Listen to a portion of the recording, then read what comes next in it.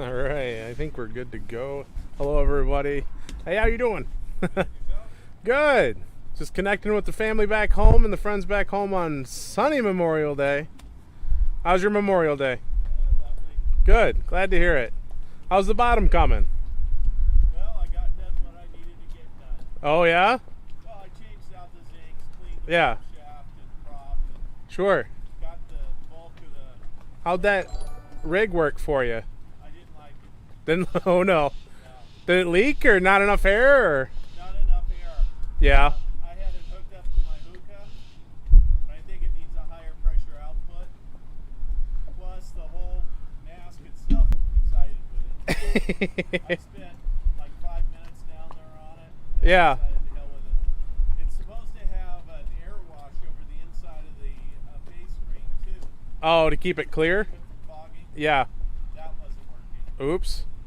So after about 5 minutes of it, I came back up, pulled that mask off, put the standard regulator on, and went back to the Yeah. mask. Yeah. Right on. Well, I'm kind of curious to see what you get when you get it to work finally. Yeah. Because I'm kind of overpaying Victor. Yeah. Well, nothing to it but go down and do the spray paint. Well, the scuba diving shops are all closed right now, aren't they? Probably. Yeah. Is this just gear you have laying around? Oh, I've got all kinds of gear. I've got Right. hookah and all that. But Yeah. I've been diving since I was 13 years old. Yeah. Diving instructor, owned a dive store, all that kind of Right. stuff. Yeah, it kind of follows. So I've got several regulators, a bunch of tanks. I have a compressor to fill my tanks. Yeah. I have the hookah rig for diving this. I've got Right on. multiple options. That's beautiful. I even have the toolkits and spare parts to rebuild regulators. Right. Well, when you get it to work, I want to see what you do, because I got problems I have to solve for. Yeah, you got to take a diving class. I'm a certified diver. Are you? I carry a NAUI card. Cool. Yeah. Yep. I've been diving since I was 14, I think, is when I took my classes, and I haven't dove in a couple of years, so I'll probably take a refresher course. But How many dives did you have before you went? oh, I don't know, 150, 200, somewhere in there. We spent like 2 weeks down in the Keys diving 3-4 times a day until our cards were filled, So, because we were doing pretty deep dives down there, so we were going down 70 something feet and getting 3-4 minutes of our day, and then coming up and going, well, what are we gonna do for the rest of the day? So, there's a couple of good multi-shallow dives though. For cleaning your boat bottom, ain't no thing. Yeah, exactly. I just got this hookah rig with a 50-foot hose. Yeah. It comes with the standard second stage. Yeah. And it really works well for doing the bottom work. Yeah. You can't go down very deep. Right. The pressure is starting to build up. It's too much. But quite frankly, for cleaning the boat bottom, Perfect. it's a hell of a lot easier than scuba because Yeah. you don't have to get it refilled. You're not clanking that. Yeah, that big heavy tank around. Yeah. I like it. Yeah. All right. Well, cool. I'm gonna connect with my people here on the YouTubes, and I'll catch you around. Let me know when you get that thing to work. Don't forget to tell them about how much sunshine we're having. I have that camera pointed in that direction for that very reason. All right, have a good one. How is your bottom, Mark? Well, Tiamo's bottom's a little dirty. She needs a cleaning. Hello, everybody. Dan Egan here aboard the deck of Tiamo, coming to you live with love from Tiamo, and trying out the new rig, all the new bits and pieces, and all that good stuff. So I got 2 cameras going now. I'm looking at you guys via my laptop camera here, and then I got my sunset camera there, my sacrificial Logitech camera apparently. So I'm super hopeful that the picture comes through nice and clean. I'm also stuck on the Marina Wi-Fi via the laptop. I'm not entirely sure how well it'll perform, but hopefully it's good enough, right? So I see a little bit of communication on the YouTube, so I want to say hi to Sean and Mark both. Thanks for joining me here today. I hope the picture's coming through. I hope there's not a lot of chop to the image or whatever, because my speed is like 2 down and 2 up. So that's what we got to work with. I'm going to tinker around with having additional scenes in the future to like move the cameras around, and that way you guys can see the boat or various things I'm doing on the boat. But ultimately I am limited by the number of USB ports I have, and whether or not I want to go wild and crazy with setting cameras up. So right now I'm butter smooth. I like it a lot. I like it. So the audio is coming through, I hope, pretty good too. I hope it comes through. I'm watching the audio box here, and it looks like it's clean. So streaming today with the Asus ROG STRX, the Strix gaming laptop I picked up for doing video editing on the boat, and it only made sense that I go ahead and do some awesome video streaming as well. The Logitech C920, I think, is picking up the sunset for y'all, and the Zoom H5 is doing my audio work today. So, oh good. Yeah, we have, so right now you guys might hear a little bit of wind noise. The top of the microphone is just over top of the windscreen on the back of the boat, and just behind me is the neighbor's dinghy, the guy that owns the Tollycraft. This guy right here, that guy. His buddy has a dinghy tied up to the back of it, and there's just enough slat or chop in the water to make that dinghy pop on the waves, and it's got a little bit of a gurgle going on, but nothing too bad, I hope. I'm glad to hear that the audio is coming through. I'm glad to hear that the video is coming through. I'm really kind of curious to know how the Facebook is going, so I'm going to pick up my phone right now and just take a look. I'm going to pop over there and see, because I can see the YouTube chat via OBS, but I can't see the Facebook chat. So I'm going to bring up Facebook chat on my phone. Hiya, Joe. How you doing, buddy? I'm glad to hear that it's looking good on Facebook. You should throw me a sub on the YouTube. So I got a situation where on YouTube I have to have an X number of followers before I can start streaming with other devices. I can only stream from a PC at this time because my channel is just starting out. And the magic number is somewhere around 1,000. I think it's actually 1,000 before I can stream off the cell phone. And whereas we lose some of these fancy features, I gain the ability to do walkabouts with my cell phone, which is very difficult to do with the laptop and all the cords. Facebook name, Tipsy Raven Sailing, just like on YouTube. And once you're there, my personal page, if you'd like to follow me there, is Daniel Thomas Eakin. So just like it is on the stream, right across the top there, you type in facebook.com/Tipsy Raven Sailing, and I think it takes you right there. I don't think you have to type in /groups/Tipsy Raven Sailing. I'm not entirely sure. But definitely follow me on YouTube if you guys aren't. Those of you on Facebook that are following, hit me on YouTube. And thanks, Mark. Much love, buddy. And I got to move that alert box. That's a really obnoxious place. And I think we got to come up with some better graphics than zombies and shenanigans. So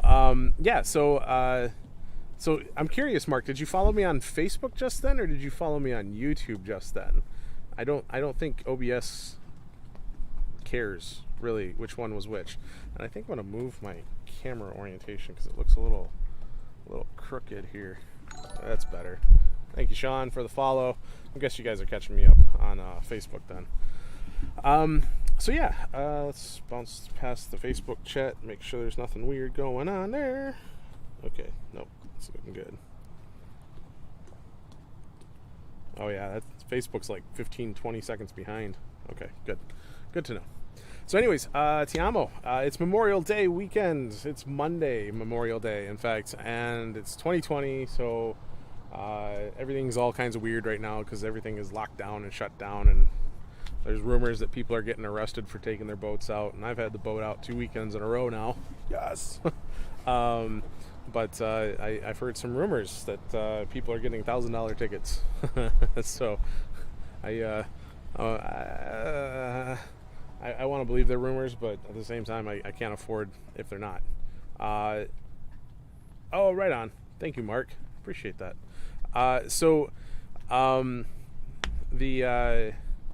The locals here, the PD, the Coast Guard, whatever, they're out there.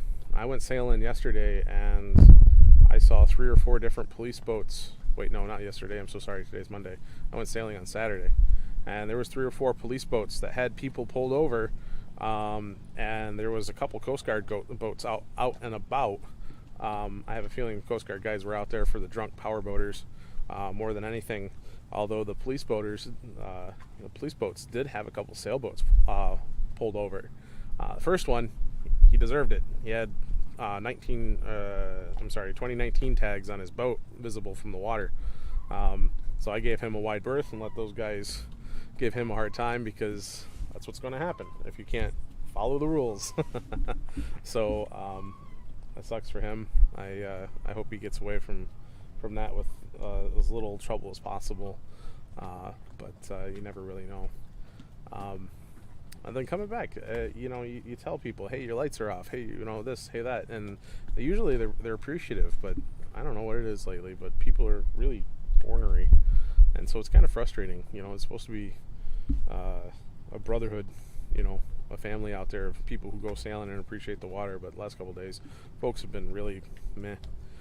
We started the stream tonight with me having a conversation with Rob, 2 boats down. He's DIYing a underwater breathing apparatus, not scuba. It's not self-contained, to clean his bottom of his boat. And since Tiamo needs a cleaning, well, I'm interested, curious about how that's going. But aside from that, Tiamo does have a bit of progress the last couple of days. Most notably, I've been playing with WeatherFacts, and there's some WeatherFacts images on my Facebook, and hopefully I can do a proper YouTube video here soon of the way in which I'm doing WeatherFacts on Tiamo, which is vastly unique to every single boat you'll come across, I'm sure.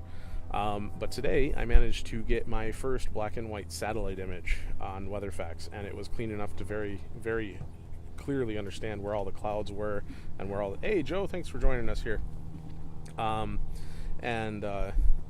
don't forget to hit that sub, Joe. It very clearly showed where the cloud cover was and various geographical data, and then a number of other WeatherFacts that came through super nice. And maybe in a future stream, when I set up the scene to allow me to share my desktop, I can share that with you. Mark, I am using an FT891 by Yaesu and the FT40 automatic tuner. I'm using a Rig Expert 3000 as an audio interface via the data output of the radio, and then I'm using FL Rig to do all my tuning via the laptop, and I'm using FL Digi to do my captures. However, FL Digi has given me fits, so I have been using also C-Talk and Multi-PSK. They all just listen to the same sound card, so I can run them all at the same time, and one of them, for Christ's sakes, one of them will get a clean picture of what the hell's going on. And it's usually not FL Digi. FL Digi is currently shredding the image. It's tearing along the bottom, and it's super frustrating because it creates the clearest pictures, but it also has issues with keeping the image in alignment. So normally the image would be going down in bars, and what'll happen is the bars will shift, and they'll end up in weird places every couple dozen of lines. And so either I chop the video apart and make it work, or chop the image apart and reassemble it in a way that makes it look okay, or I just capture it with another program. The problem is CTTY, SEATTY, is originally for Windows 3.1, and you can tell she's gone through evolutions, and she remembers her 3.1 roots. She takes fantastic images, though. I just turned it on, ran the audio source into it, and it just works. It's beautiful.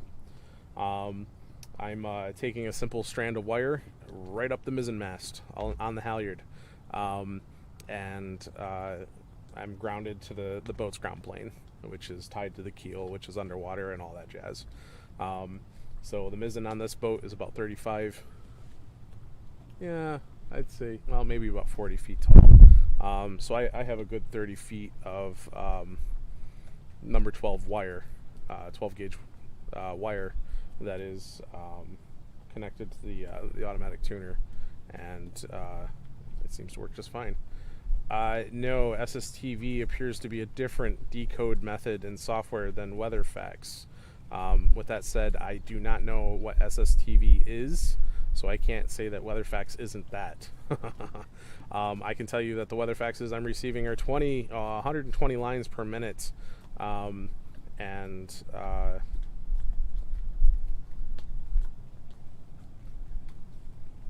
yeah, the skew alignment with FLDigi works great.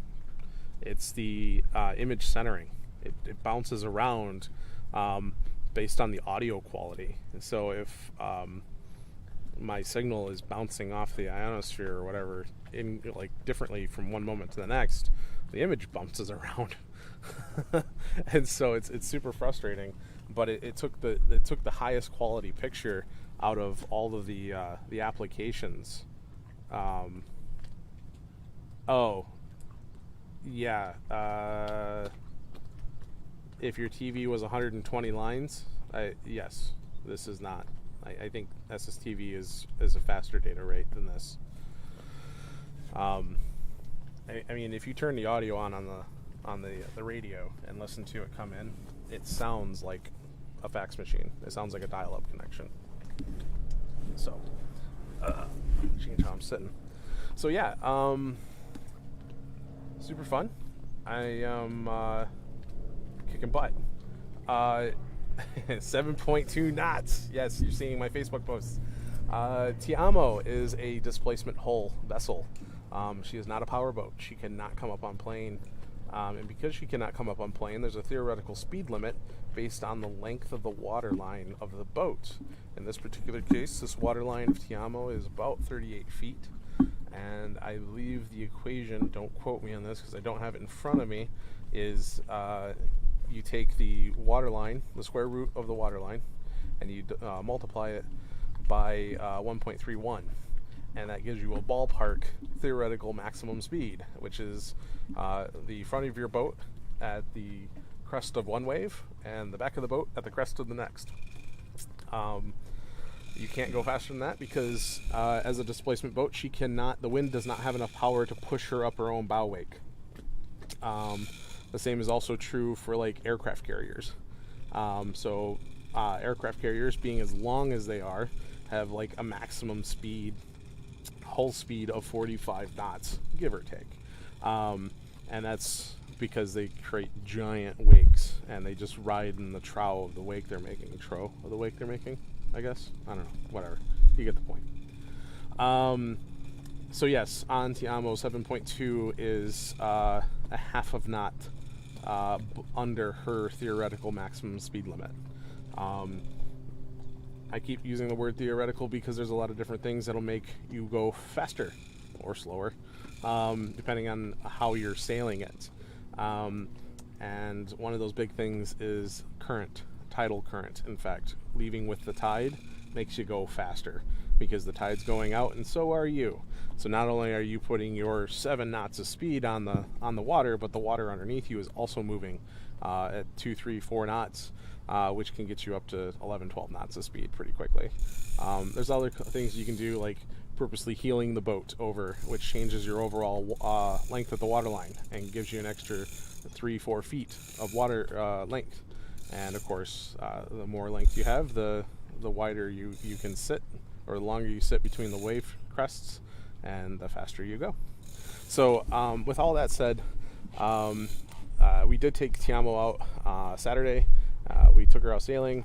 We raised the head sail and the mainsail. Tiamo's a ketch rigged boat, so she also has a mizzen. And without the mizzen up, in 20 knots of wind, we were doing 7.2 knots. Our maximum speed was 7.2. Our average, which included motoring out to the open water, was 3.9, I think, which is still plenty acceptable. Anything 4 knots and up is completely reasonable for a sailboat. The wonderful thing about sailboats is they get there when they get there, but they get there cheap. All of your costs are up front. Power boats, though, you have to pay for every inch when it comes to fuel, because they want to be up on their own bow wake. So it takes a fair amount of energy to accomplish that. Yeah, so that's what that's all about. Tiamo also, not only the radio shenanigans that I've been up to lately, but also the various systems that I'm installing on Tiamo to make her ready for ocean passage. The goal being to set Tiamo up as if she is crossing oceans long before she crosses oceans, so that I'm used to how that works. And one of the big milestones is the safety equipment. I do not like putting boats out without proper safety equipment, and Tiamo goes well and above and beyond what the Coast Guard requires. So now Tiamo has not only a fully comprehensive first aid kit, but she now has a trauma kit. And in the trauma kit are everything from Israeli bandages to stethoscopes. I mean, it has everything in there. And there's a post on Facebook. You guys could go check that out. And hopefully, in the next couple of weeks, I'll be dropping a professional video of that rollout on YouTube, so you guys can see what it is that I packed in my medical gear. I'm just waiting for a couple pieces before I shoot the quality video, if you will. What else? I've been working on the Swift of Ipswich for the Los Angeles Maritime Institute, LAMI. Swift of Ipswich was originally built in Boston and eventually found its way over to this side of the world, and became a boat owned by a guy named James Cagney, who was a big name in Hollywood. And through a series of events, it now owns to a nonprofit organization that takes inner city kids out and goes sailing with them. How long is the keel? So Tiamo is not a fin keel. She's a full keel. She is a full-length keel. She is designed to cross oceans. My boat back home, Pearson P26, had a 7-foot-long keel, fin keel on her, and she turned a lot faster. But she also liked to heel a lot more, and heeling is when the boat leans over with the wind. So Tiamo has a full-length keel that's 6.5 feet of draft, unladen, fully geared for crossing for like a 2-month passage. I would imagine she draws 7 feet and change. She also weighs 28,000 pounds, and my Pearson back in Michigan only weighed 5.5. So huge difference due to the size of the keel, the depth of the keel. The Pearson only drafted 4 feet. So the Pearson could go places this boat can't, but the Pearson, I wouldn't recommend trying to cross oceans with it. There are people crazy enough to do that. There's a guy on YouTube named Sam Holmes, and he crossed the Pacific from right around the corner, actually, half a mile away, and he crossed the Pacific to Hawaii in a 23-foot boat. It just boggles the mind how he pulled that off. So anything's possible, I guess. Anything's possible. I can't. It does not compute. Oh, I thought that was my buddy on the May. So let's see. Where was I? I'm doing the electrical work on the Swift. It's coming along. It's a little frustrating. There's limited resources to work with, but the AC side of the circuits are starting to come together pretty good. The DC side is frustrating. unlike Tiamo, where 10 gauge wire serves the entire need, the Swift needs like 6 gauge wire for a lot of stuff, and so you end up with a bundle of wires that's like that fucking big around, and it's just so much wire, because you need 6 gauge service going out and 6 gauge service coming back, and it just, I don't know. We'll see. The horn on the Swift alone is going to cost about $300 in wire, just to wire the one horn, because it's all 6 gauge wire, because it's a 10 amp horn, and the horn's located 85 feet away from the panel, and DC voltage drop over distance, and you can only have so much of that before the Coast Guard, doesn't sign off on the certification. So 6 gauge wire to a single horn, $300, twice the cost of the horn just to wire it. And needless to say, I don't have the parts, because who wants to spend $300 to wire a horn? So they're getting a little frustrated. I'm getting a little frustrated, but hopefully we can all see eye to eye here soon enough, and make that boat come together the rest of the way. Aside from that, a couple upcoming projects on Tiamo here. We have I have a new Argo FET isolator for the batteries. Instead of using diodes, it uses active switching via MOSFETs. It has a much lower voltage drop, and so the charging efficiency is much more notable. So that's going to be going in real soon. And as soon as that device goes in, the entire charging circuit gets organized. Finally, she's just kind of laying right now, and it's going to get tagged up on the wall and labeled, and I'll finally know exactly how the final iteration is going to be. And I would think that SSTV is going to be a faster data rate to begin with. I'm not sure. So the MOSFET isolator needs to get installed. I also bought a headlight. I didn't buy it. Sorry. It was given to me. Thank you, Crazy Joe, if you're watching this. So I have a small headlight unit. It's got like 7 Cree LEDs inside of a waterproof housing, and that's going to get mounted up underneath the bowsprit, and figure out what kind of relay mojo I need to do. Run it off the windlass battery, and that'll give me forward-looking lights if I come in late, which is invaluable, frankly. And then I also want to get a horn up there, and I have the horn down below, and I also have my loud hailer, but I'm not entirely sure how to connect it to the radio yet, so I got to do a little research before I monkey around with that thing. Aside from that, she's doing really good. There's a couple of things that I want to fix up. I want to put an automatic propane switch on it. I have the parts, I just need to connect them up. I now have my laptop, which means I can connect the old autopilot system by Navman to the new Hotness, my B&G system, so that the Navman can use the higher quality compass that comes with the B&G for its compass headings and course over grounds and speeds and all that jazz. I don't think it'll take advantage of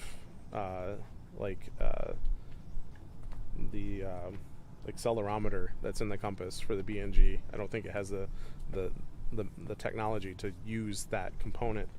Okay, just making sure Facebook's not doing anything. So got to tinker with that. It's a NEMA 183 to NEMA 2000 conversion that takes place, and the device is serially programmed like DB9 style to dictate which sentences, they call them sentences, of data are allowed to transmit through and to the other side, because technically speaking the Navman could send command sentences out or vice versa that I don't want it to, or I don't want it to receive, to prevent it from acting up. So I got to do some research as to exactly what I'm passing it and passing back out. I know that the Navman does rudder position, and I want the rudder position for the B&G, so that's a statement coming out. And I know that my compass heading, course over ground data needs to get back into the navman. So I know those two sentences at least are going to change hands. I would love to be able to send autopilot commands to the navman, but I don't believe it can receive instructions over NEMA 183. I think it can only receive instruction from its own head unit. So we'll be looking into that and see what I can and can't do with the navman here shortly.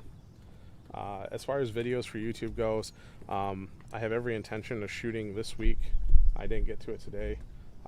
Shooting this week a walkthrough, a tour of Tiamo, and putting that up on YouTube as a quick little gimme, as well as shooting a video on the WeatherFax radio system, which is still not a permanent installation on the boat, which makes it an excellent opportunity to show how things connect together and all that jazz. So yeah, there's all of that. And I think we'll use the last little bit of the hour, because normally what I do when I do these streams, I know that Sean and Mark, you guys haven't watched my streams before, but one of my favorite things to do is rock my old Viking and tell stories. So I usually do story time with a fantastic Scottish fairy tale book I have. And since this is my first YouTube stream, I'm going to read the first story in the book, which also happens to be my most favorite Scottish fairy tale of all times, which is a story about Thomas the Rhymer. My middle name is Thomas. I identify very much with Thomas the Rhymer, Truthful Tom. It's only a couple pages long, so it should go pretty quickly. Yeah, it's about 10 pages long. So I'm going to dive right into this. And I hope you guys enjoy the story, and then we're going to wrap up the stream, because I know that, yes, you better believe it, it is story time. Get out your binky, and that's right. I'm sorry I'm not there to tuck you in, buddy. I'm here, you're there. I can give you the story. That's what I can do for you.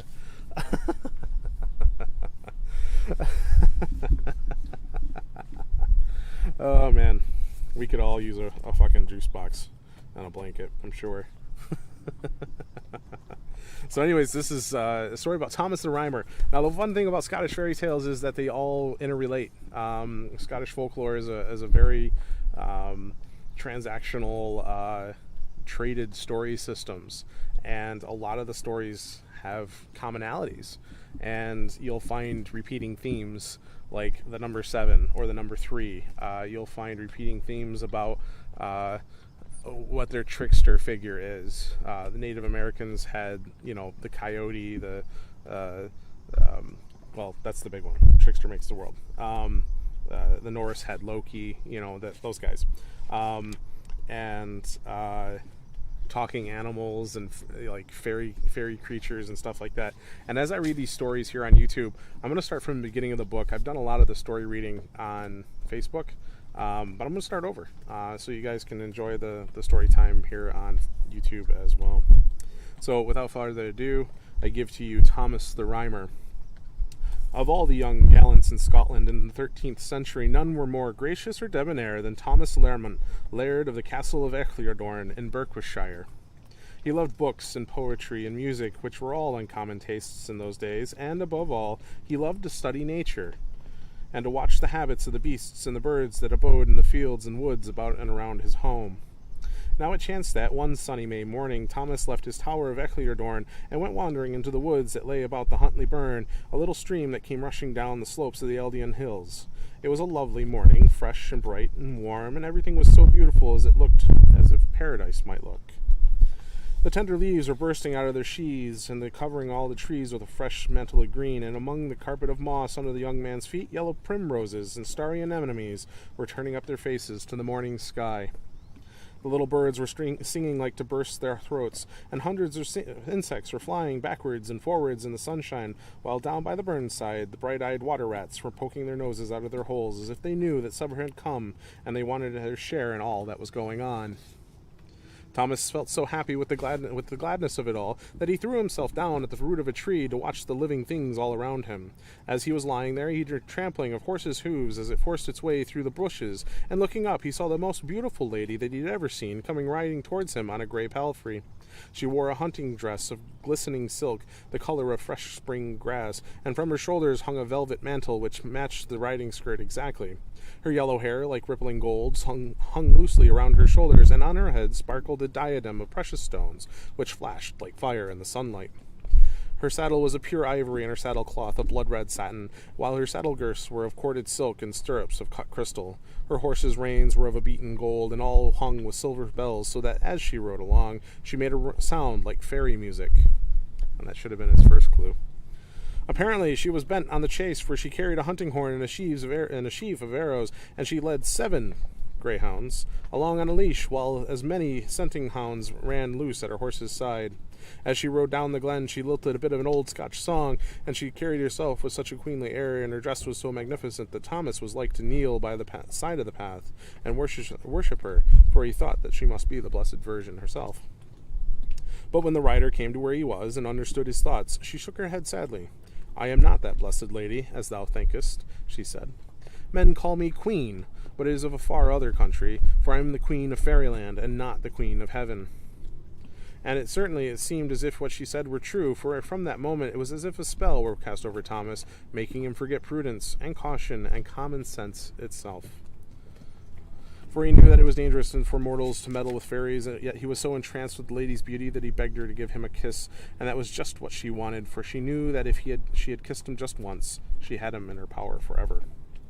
And to the young man's horror, as soon as their lips had met, an awful change came over her, for her beautiful mantle and riding skirt of silk began to fade away, leaving her clad in a long gray garment, which was just the color of ashes. Her beauty seemed to fade also as she grew old and wan, and worst of all, half of her abundant yellow hair went gray before his very eyes.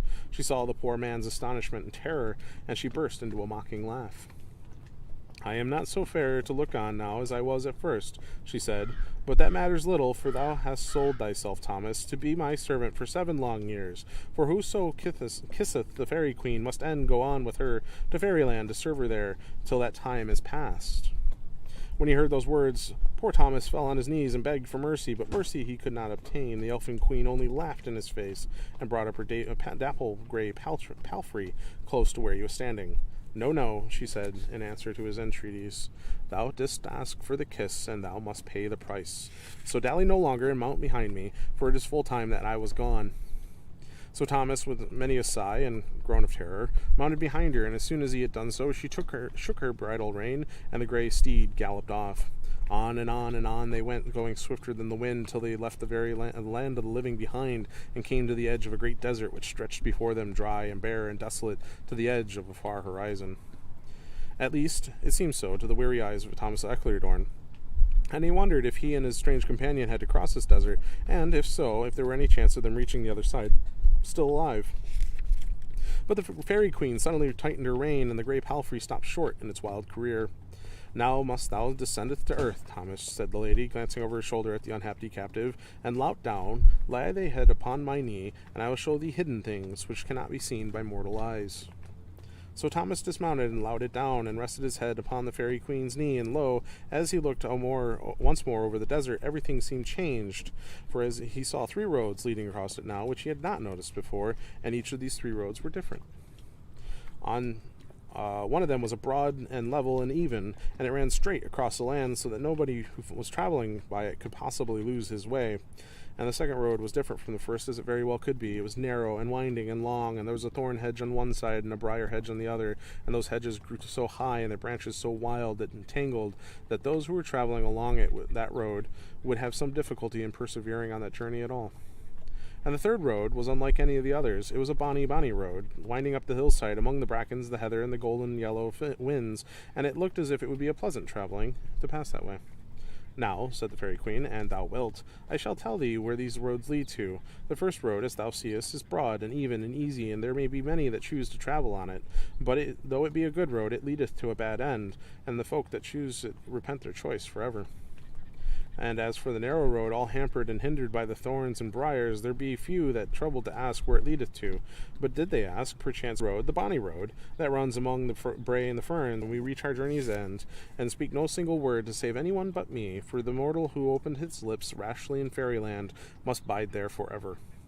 Then she bade him mount her palfrey again, and they rode on. The ferny road was not so bonny all the way as it had been at first, however, for they had not ridden along it very far before it led them into a narrow ravine which seemed to go right underneath the earth, and there was no ray of light to guide them where the air was dank and heavy. There was a sound of rushing water everywhere, and at last the grey palfrey plunged right into it and crept up, cold and chill, first over his feet and then over his knees. His courage had been slowly ebbing ever since she had been parted from the daylight, but now gave himself up for lost, for it seemed for certain that his strange companion and he would never come safe to their journey's end. He fell forward in a kind of swoon, as if it had not been and if not had been the tight hold on the fairy's ash-grey gown, I warrant he may have fallen from his seat, and had been drowned. But all these things, be they good or bad, pass in time, and at last the darkness began to lighten, and the light grew stronger until they were back in a broad sunshine. Then Thomas took courage and looked up, and lo, they were riding through a beautiful orchard where apples and pears and dates and figs and wineberries grew in abundance, and his tongue was so parched and dry, and he felt so faint, that he longed for some fruit to restore him. He stretched out his hand to pluck some of it, but his companion turned in the saddle and forbade him. There is nothing safe for thee to eat here, she said, save an apple, which I will give thee presently. If thou touch aught else, thou art bound to remain in fairyland forever. So poor Thomas had to restrain himself as best as he could. Hey, how's it going, Nerd Garage? It's Leon, ain't it? Are you, do I have the same person? These screen names, I can't keep up with them. So poor Thomas had to restrain himself as best as he could, and they rode slowly on until he came to a tiny tree covered with red apples. The fairy queen bent down and plucked one, and handed it to her companion. This I can give thee, she said, and I do it gladly. For these apples are the apples of truth, and whoso eateth them gain this reward, that his lips nevermore shall be able to frame a lie. Thomas took the apple and ate it, and forevermore the grace of truth rested on his lips, and that is why, in many years after, men called him True Thomas. They had only a little way to go after this before they came to sight of a magnificent castle standing on a hillside. Yonder is my abode, said the queen, pointing to it proudly. There dwelleth my lord and all the nobles of his court, and as my lord hath an uncertain temperature, and shows no liking for any strange gallant whom he sees in my company, I pray thee, both for thy sake and mine, utter no word to anyone who speaketh to thee, and if anyone should ask who and what thou art, I will tell them thou art dumb, so thou wilt pass unnoticed in the crowd. With these words, the lady raised her hunting horn and blew a loud, piercing blast, and as she did so, a marvelous change came over her again. For her ugly ash-covered gown dropped off of her, and the gray in her hair vanished, and she appeared once more in her green riding skirt and mantle, and her face grew young and fair. And a wonderful change came over Thomas also, for as he chanced to glance downwards, he found that his rough country clothes had been transformed into a suit of fine brown cloth, and on his feet he wore satin shoon. Immediately the sound of the horn rang out, and the doors of the castle flew open, and the king hurried out to meet the queen, accompanied by such a number of knights and ladies, minstrels, and page boys, that Thomas, who had slid down from the palfrey, had no difficulty in obeying her wishes and passing into the castle unobserved. Everyone seemed very glad. Yeah, we'll do an after story explanation of some of these themes that we're encountering here. So you would be surprised. Tolkien took a lot of inspiration from fairy tales. Obviously, he spent a lot of time overseas. I'm pretty sure he was born in England, wasn't he? Or I can't remember where he was born, but I know he served in the war. And during his time, there's a lot of storytelling back and forth. And Tolkien's stories have a lot of root in various folklore. This being no exception. Immediately, everyone seems very glad to see the queen back again, and they crowded into the great hall in her train, and she spoke to them all graciously and allowed them to kiss her hand. Then she passed with her husband to the dais at the far end of a huge apartment, where 2 thrones stood, and on which a royal pair seated themselves to watch the revels, which now began. Poor Thomas, meanwhile, stood very far away at the end of the other at the other end of the hall, feeling very lonely yet very fascinated by the extraordinary scene on which he was gazing. For, although all the fine ladies and courtiers and knights were dancing in one part of the hall, there were huntsmen coming and going in another part, carrying great antlered deer, which apparently they had killed in the chase, and throwing them down in heaps on the floor. There were rows and rows of cooks standing beside the dead animals, cutting them up into joints and bearing away the joints to be cooked. Altogether, it was a strange, fantastic scene that Thomas took no heed of how the time flew, but stood and gazed, never speaking a word to anyone. This went on for 3 long days. Then the queen rose from her throne, and stepping from a dais, crossed the hall to where he was standing. "'Tis time to mount and ride, Thomas," she said, "if thou wouldst ever see fair castle of Eccleston again." Thomas looked at her in amazement. "Thou speakest of 7 long years, lady," he exclaimed, "and I have been here but 3 days." The queen smiled. "Time passeth quickly in fairyland, my friend," she replied. "Thou thinkest thou hast been here but 3 days.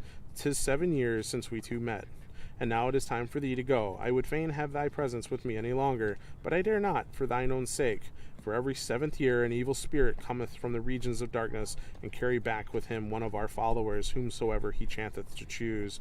And as thou art a goodly fellow, I fear that he might choose thee. So I would be loth to let harm befall thee. I will take thee back to thine own country this very night."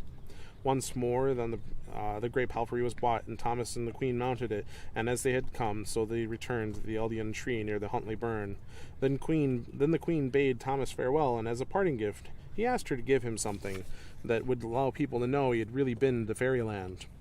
"I've already given thee the gift of truth," she replied. "I will now give thee the gifts of prophecy and poesy, so that thou wilt be able to foretell the future, and also be able to write about it in wondrous verses. And besides these unseen gifts, here is something that mortals can see with their very own eyes, a harp that was fashioned in fairyland. Fare thee well, my friend, for some day, perchance, I will return for thee again." With these words, the lady vanished, and Thomas was left alone, feeling a little sorry, if the truth must be told, at parting with such a radiant being and coming back to the ordinary haunts of men. After this, he lived for many a year in his castle of Eccleston, and the fame of his poetry and his prophecies spread all over the country, so that people named him True Thomas and Thomas the Rhymer. I cannot write down for you all the prophecies which Thomas uttered, and which most surely came to pass, but I can tell you 1 or 2. He foretold the battle of Bannockburn in these words: "The burn the braid shall rin fo raid," which came to pass on the terrible day when the waters of the little Bannockburn were reddened by the blood of the defeated English. He also foretold of the union of crowns of England and Scotland under a prince who was the son of a French queen, yet bore the blood of a Bruce in his veins.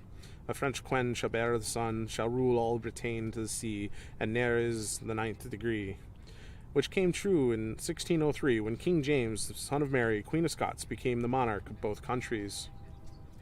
14 long years went by, and the people were beginning to forget that Thomas the Rhymer had ever been in fairyland.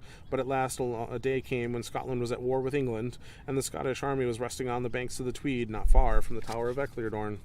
And the master of the tower was determined to make a feast and invite the nobles and barons who were leading the armies to sup with him. The feast was long remembered. For the Laird of Eccleston took care that everything was as magnificent as it possibly could be, and when the meal was ended, he rose in his place, taking upon him his elfin harp, and sang to his assembled guests song after song of days long ago. The guests listened breathlessly, for they felt as though would never hear such wonderful music again, and so it fell out. For that very night, after all the nobles had gone back to their tents, a soldier on guard saw, in the moonlight, a snow-white hare and hind moving slowly down the road that ran past the camp. There was something so unusual about the animals that he called to his officer to come and look at them, and the officer called to his brother officers, and soon there was quite a crowd softly following the dumb creatures, who paced solemnly on as if they were keeping time to a music unheard by mortal ears. "There is something uncanny about this," said one soldier at last. "Let us send for Thomas of Eccleston. Perchance he may be able to tell us if this is an omen of some sort or no." "Aye, send for Thomas of Eccleston," cried everyone at once. So a little page was sent with haste to the tower to rouse the Rhymer from his slumbers. When he heard the boy's message, the seer's face grew grave and rapt. "'Tis a summons," he said softly, "a summons from the Queen of Fairyland," that sloped to the little river Leader and disappeared into its foaming waters, for the stream was in full flood. And, although a careful search was made, no trace of Thomas of Eccleston was found, and to this day the country folk believe that the hart and the hind were messengers of the elfin queen, and that he went back to fairyland with them. So that's the story of Thomas of Eccleston. What time is it? 51 minutes into the stream. and I got a couple minutes before the next stream comes up. So, Thomas the Rhymer. Wow, there's a lot going on in that story. Number one, don't ask for a kiss from a fairy. They will own you. However, if you got to kiss one, it better be the queen. So there's an interesting thing that happens in Scottish fairy tale where every 7 years the fae return to a place. There's lore that states that the fae, the fairy kind, used to live among humankind, and at some point a number of religious leaders got together and they made a compact and a place for the fairy to exist away from humans so that the conflict would no longer rage. And yes, you are, nerd. Yes, you are. Leon, sorry. And so this conflict would rage and rage and rage, and there was losses on both sides to the point where everybody decided, okay, look, let's stop fighting, and the only way we can do that is if we separate ourselves. And for whatever reason, the fae agreed to move into a different place. This different place has different rules about time and how the seasons work, and the further you go into it, the darker it becomes. The passage of day is more about distance traveled than time traveled. It's weird. When they do come back around to a place, there's stories that the Fae had visited every continent. If you look into the old fairy tales of many different countries and different cultures, you'll find references that have these similarities. Every 7 years or so, they would come back around again. And when they did, they would celebrate their access to the regular world, which was part of the compact, that they could come home and hunt and see the world. They would come out in force in what was called the Great Hunt. And during the Great Hunt, they would collect all kinds of beasts and animals, and that's what they would feast on. And then 3 days in Fairyland was 7 years in the real world. And the unique thing is that every 3 days in their time, every 7 years in our time, they would bounce to another location, and they would be able to hunt there. And they'd bounce to another location and be able to hunt there. And so the queen was telling him, hey, look, you got to go home tonight, because if you don't go home, I can't take you home. It'll take more than your lifetime before we come back around to where I originally found you. And they represented that in the story. He was old and tired when she came back for him. There's also really awesome stuff, other stories where Thomas plays a huge role in the storyline, because Thomas is the truth teller. He can tell no lie, and he is very straightforward, very candid. So if you find yourself in a story and you ask to see Thomas the Rhymer, usually that's a simple request and it'll be granted. And then when you talk to him, not only will he tell you the truth, but he will tell you all of the truths.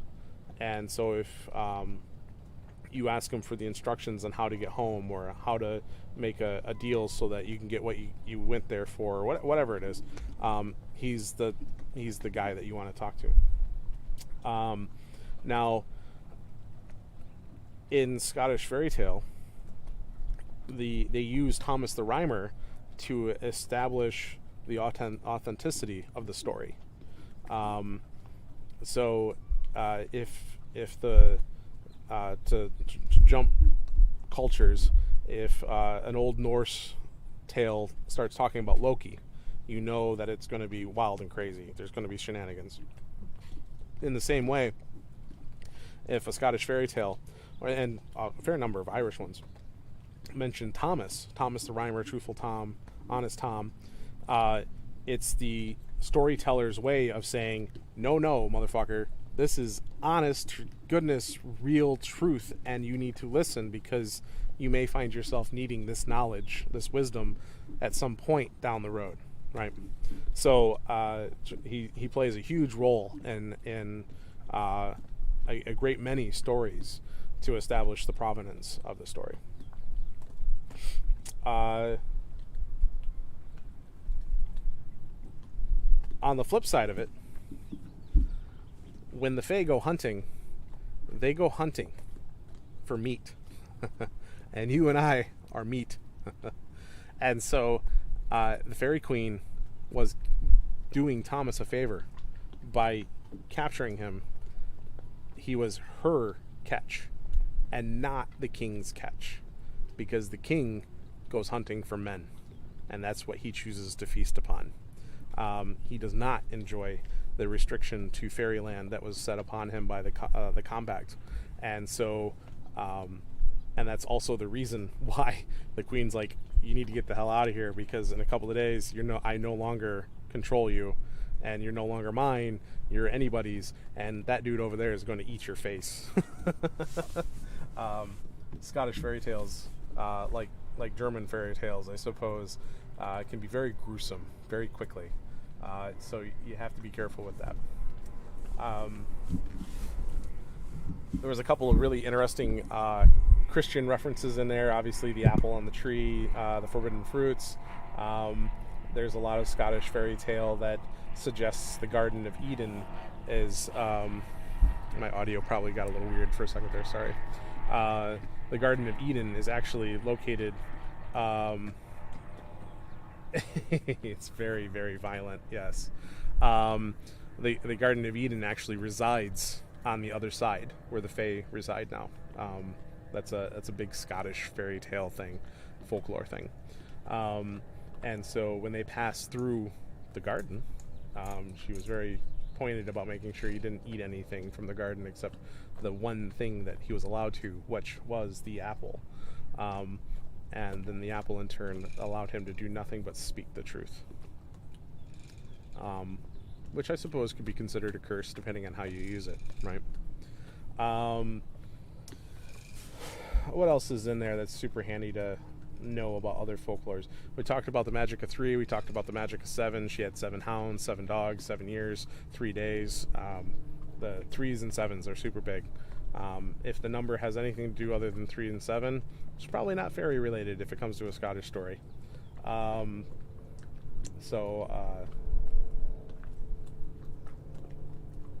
Yeah, and these fairy tales in this book here are not kids' stories. They get violent. The Red Etin, which will be in a couple of streams. He purposely, it's an Etin, so a 2-headed monster, and he prides himself on taking. He hunts outside the 7-year cycle. The Etin just hunts and hunts and hunts. He's a fairy that got stuck and on our side. And then you get the story about the knight in shining armors and all that, whatever, blah, blah, blah. So yeah, Scottish fairy tales, super fun, all interrelated, and super fun to read.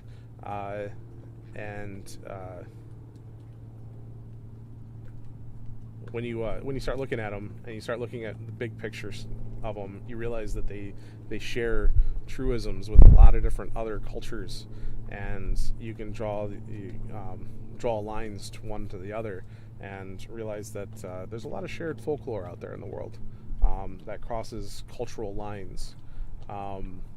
Yep, Brothers Grimm, German fairy tales, German folklore, very, very violent, very violent. And there's reasons for that, which we'll get into. There's some of the stories reference that the German Anglo-Saxons were very involved in the restrictive parts of the compact, and so when the fairies showed up, they were usually pretty unhappy because they're like, these are the jackasses right here. We're gonna raise hell. And then you got your Irish leprechauns and stuff that are always causing trouble, and weird little compacts and tricky little things, and catching people in bargains and deals, and owning their souls or their firstborns, and yeah, it all, once you start to realize how deep it goes, it's a lot of fun to reconcile. There's actual stories in here in this book which are very Sleeping Beauty, Rapunzel, Beauty and the Beast. They all have roots, right? And all of those stories usually have a very ugly tint to them. In the case of Sleeping Beauty, the jealousy thing is very, very real. And all these stories have to do with morals, right? Everything's about right and wrong as captured in story form. And so, and I know we're running out of time. We're going to go ahead and wrap this up in a couple seconds. But if you dig down into those stories, you find the original versions of them pretty quickly, and then you start to see that all those fairy tales are interrelated, and same characters or same types of characters just telling the same morals over and over again in slightly different scenarios, because the art of spoken transaction of story was the way to keep culture alive. There wasn't a lot of writing back then. And so you end up with situations where 20 people down, game of grapevine, and he tells the same story, but it's different players, different scenes, different places. And so as long as you keep that in mind, you realize that all these stories are interrelated, and there's all kinds of allusions, and it's really fun to make all the connections happen. So I'm gonna let you all go. I'm gonna switch gears and go join the stream for Chris Bowden on his YouTube page. I know that a lot of the followers here today, a lot of the watchers are probably going to end up over there with me, so I'll see you guys over there. I hope you all enjoyed the sunset. Started at the top of the frame, almost to the horizon. And we'll probably do this again next weekend or the weekend after, depending on the weather, because I stream out in the open. All right, I hope you all have a fantastic evening. Don't forget to subscribe to the channel. Don't forget to throw a like and a share. It means the world to me to get this content out there and share it with the people, so that I can build out my network, my social network, and bring not only Scottish fairy tales to the people, but also wonderful stories and adventures upon the decks of Tiamo. See you guys next time.